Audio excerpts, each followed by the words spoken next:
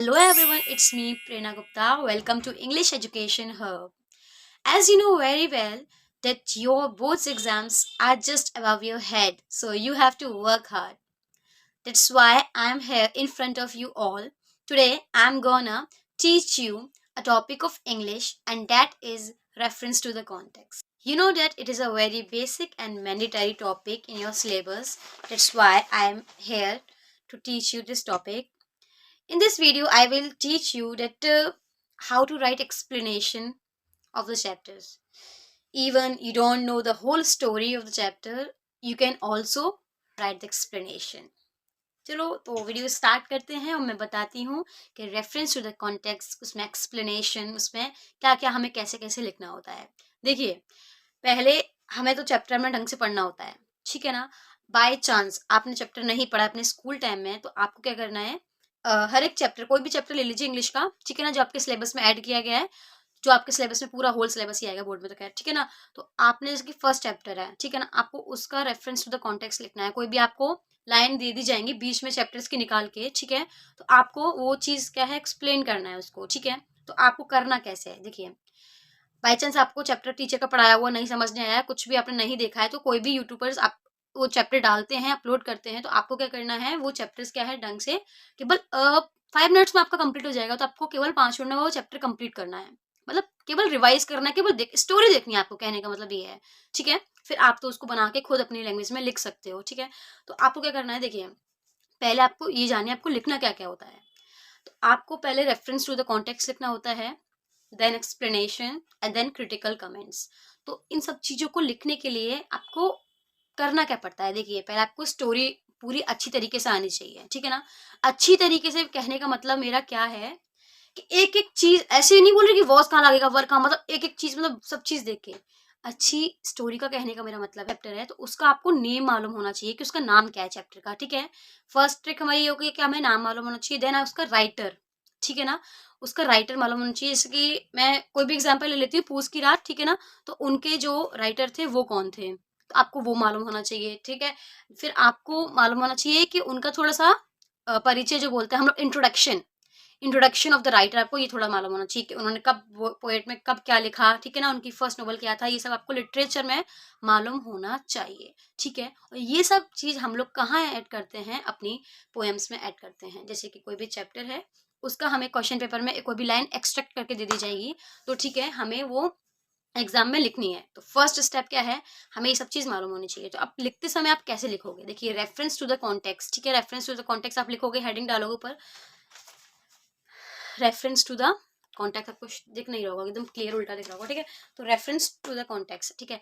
अब आपको लिखनी है, तो आपको लिखना कैसे है, कोई भी लाइन है, ठीक है ना, उसको आपको लिखना कैसे है, देखो, these stanza have been taken from, फिर चैप्टर का नेम आएगा, ठीक है ना। अगर पोएम है तो आप लिख सकते हो these lines have been taken from, या फिर हम लोग थोड़ा इसको और क्रिएटिव तरीके से लिख सकते हैं, हम लोग लिख सकते हैं these petals have been extract from this chapter. This chapter मतलब आपको कॉमे में, आप इन्वर्टेड कॉमे में आपको उसका चैप्टर का नेम लिखना है, ठीक है। तो आपको नेम लिख देना है एंड आपको उसका फिर राइटर का नाम लिखना है। यू कैन सी है, these stanza have been taken from Poos ki Raat which is written by Munshi Premchand, ये मैंने खुद ने लिखा है, ठीक है ना। तो पूस की रात जो चैप्टर है उसका हमने राइटर मेंशन कर दिया, पूस की रात में जो है मुंशी प्रेमचंद ने लिखा है, ठीक है। फिर आपको थोड़ा सा गैप छोड़ के उसमें नीचे लिखना है कि अबाउट द स्टोरी लिखना है, थोड़ा सा 3-4 लाइन में अबाउट द स्टोरी आपको लिखना है। ज़्यादा रेफरेंस, ज़्यादा बड़ा नहीं लिखना है, ठीक है ना। जैसे कि इतना लिखा हुआ है, ये थोड़ा सा रेफरेंस टू द कॉन्टेक्स्ट, इतना आपको उल्टा दिखेगा नो डाउट ना, तो आपको क्या है, ऐसा ही लिखना है, ठीक है।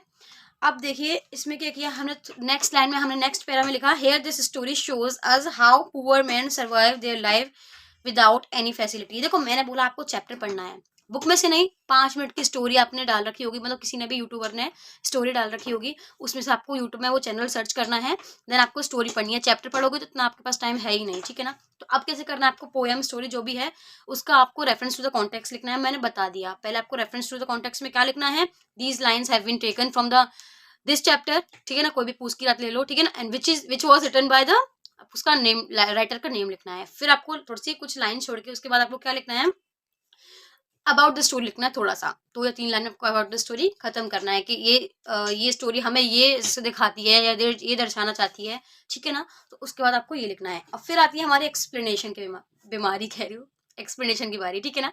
देखिए, एक्सप्लेनेशन का क्या मतलब है, पूरा वर्णन करना है आपको, ठीक है? तो आपको तो खैर 2-3 लाइन दे दी जाएगी, ठीक है ना? आपको इतना बड़ा नहीं लिखना है, वो तो ये तो मेरे ग्रेजुएशन के नोट्स हैं, ठीक है? तो आपको परेशान होने की ज़रूरत नहीं है। पहले आपको क्या लिखना है, reference to the context, these lines have been taken from this chapter in which was written by the this poet, ठीक है? देन आपको कॉन्टेक्स्ट में थोड़ा सा आपको क्या लिखना है कि आपको स्टोरी के बारे में लिखना है कि ये स्टोरी हमें ये शो करती है, ये शो करती है, ठीक है? देन आपका एक्सप्लेनेशन आ जाता है। तो एक्सप्लेनेशन में आपको देखो थोड़ा-सा जो लाइन बोल रही है आपको पढ़ के जाना मैंने बोला, ठीक है ना?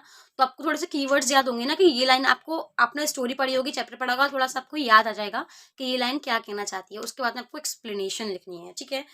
सो देखो मैंने स्टार्टिंग कहाँ से की है, this is the story of poor farmers and the main character of this story were Halku and his wife. देखो मैंने थोड़ा स्टार्टिंग से लिखा है, ठीक है ना? तो आपको थोड़ा सा उसके कैरेक्टर के बारे में लिखना है, स्टोरी के कैरेक्टर के बारे में, ठीक है ना? स्टोरी के बारे में लिखना है कि ये जो स्टोरी है वो इसके बारे में है, पुअर कैरेक्टर्स को शो करती है, ठीक है ना?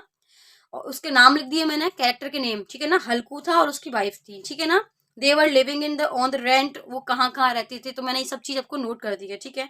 तो ऐसे ही आपको 3-4 लाइन में आपकी कोई भी पोयम दे दी जाएगी या चैप्टर्स की लाइन दे दी जाएंगी, तो आपको मैंने बता दिया स्टार्टिंग से कैसे लिखना है। एक्सप्लेनेशन में मेन लाइन थोड़ी सी लिखनी है और फिर देखो 3-4 लाइन तो आपको आधा पेज से ज़्यादा लिखना पड़ता है। एक्सप्लेनेशन तो कॉपी भी भरनी चाहिए, बोर्ड की शीट है तो, ठीक है ना? तो आपको कम से कम 5 to 7 लाइन्स तो उसी की लिखनी है अबाउट द स्टोरी।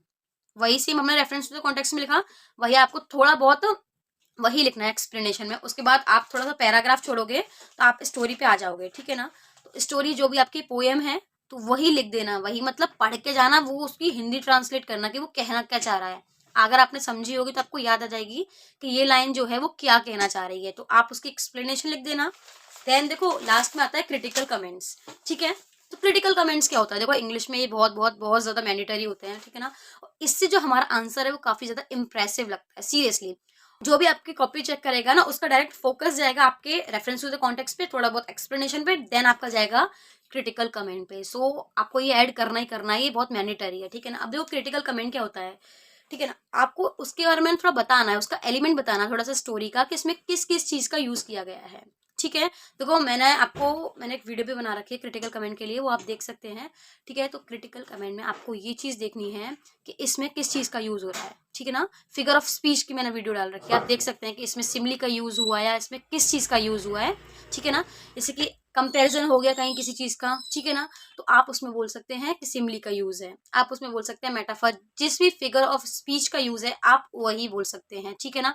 उस पोयम का या उस स्टोरी का आप नेचर बता सकते हैं। तो इन सब चीज को क्रिटिकल कमेंट बोलते हैं, ठीक है ना? अगर आपको फिगर ऑफ स्पीच पढ़नी है, देखनी है, वो मैंने अपनी वीडियो में डाल रखी है, आप वो भी देख सकते हैं। और प्लीज क्रिटिकल कमेंट डालना ना भूलें। अगर आप एक इंग्लिश लिटरेचर, इंग्लिश के बच्चे हैं, अगर आपको पोयम ये सब चीज करनी है तो वो डालना बिल्कुल मैंडेटरी है, ठीक है? अब तक के लिए बस प्लीज यहाँ ही है। प्लीज आपको पसंद आया तो लाइक, शेयर एंड सब्सक्राइब।